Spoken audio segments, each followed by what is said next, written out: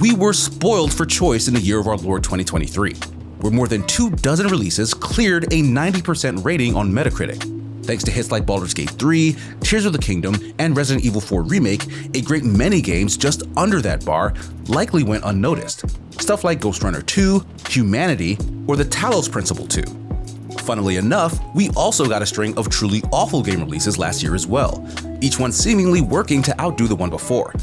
Think back to Lord of the Rings Gollum, followed by Skull Island Rise of Kong, followed by The Day Before, which several outlets flat out refused to even score. Both extremes, the amazing and terrible, were fully covered, leaving even less oxygen than usual for middling experiences. But one release in particular, a full year later, on Valentine's Day no less, has managed to garner a strange kind of love from me.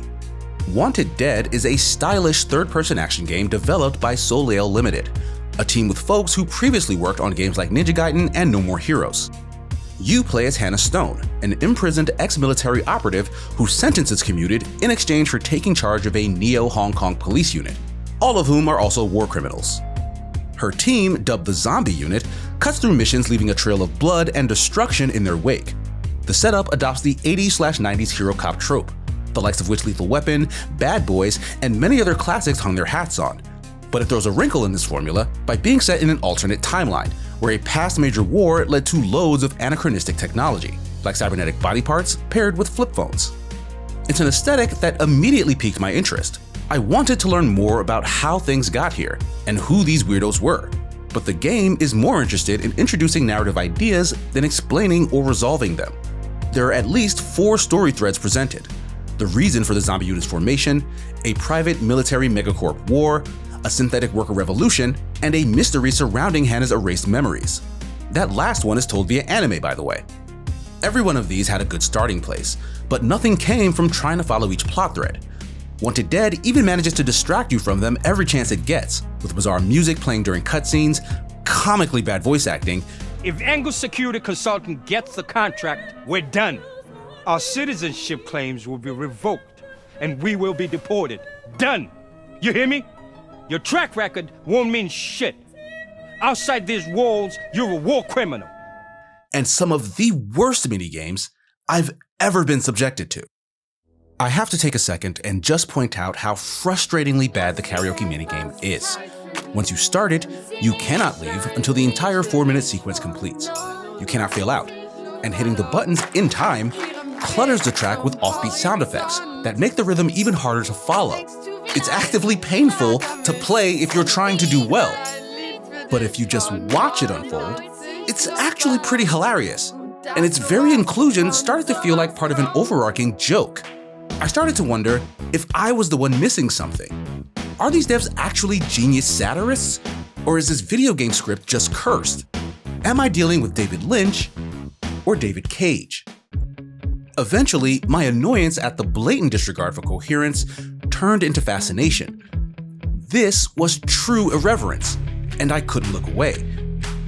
Once I was on board for its chaotic storytelling, I was blindsided by its real hook, the finisher system. The combat in Wanted Dead is a mix of third-person gunplay and sword-based melee action. Weakening enemies within a certain range allows you to trigger a stylish finishing strike, causing Hannah to dart around and systematically execute anyone in that radius. As you fill out your skill tree, several new abilities will add additional ways to immediately put enemies into the weakened state. Successful parry, weakened state. Cut off a limb, weakened state. Pistol counter. My good sir, might I interest you in the weakened state? Even Hannah's ultimate move just shoots every surrounding enemy, placing anyone near death in the weakened state. As you grow stronger, you increase how ridiculously long you can chain finishing strikes, and I became addicted. It's the meta mechanics that truly turn combat systems from mindless button mashing to highly engrossing fusions of dexterity and strategy.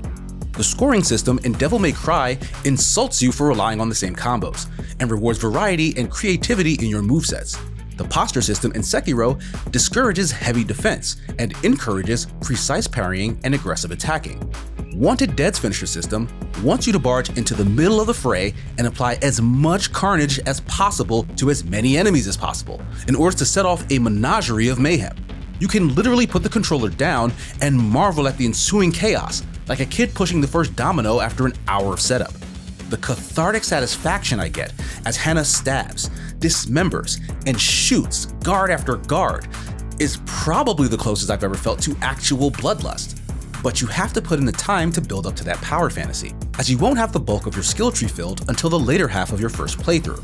And by this point, the below average gunplay becomes mostly useless, as parrying all the heavy and special enemies into oblivion is the far superior tactic.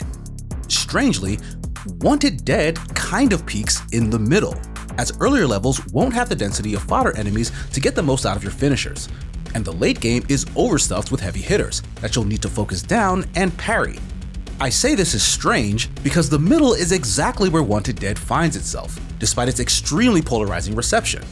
Its Metacritic rating from both critics and the general public either praise it or bash it.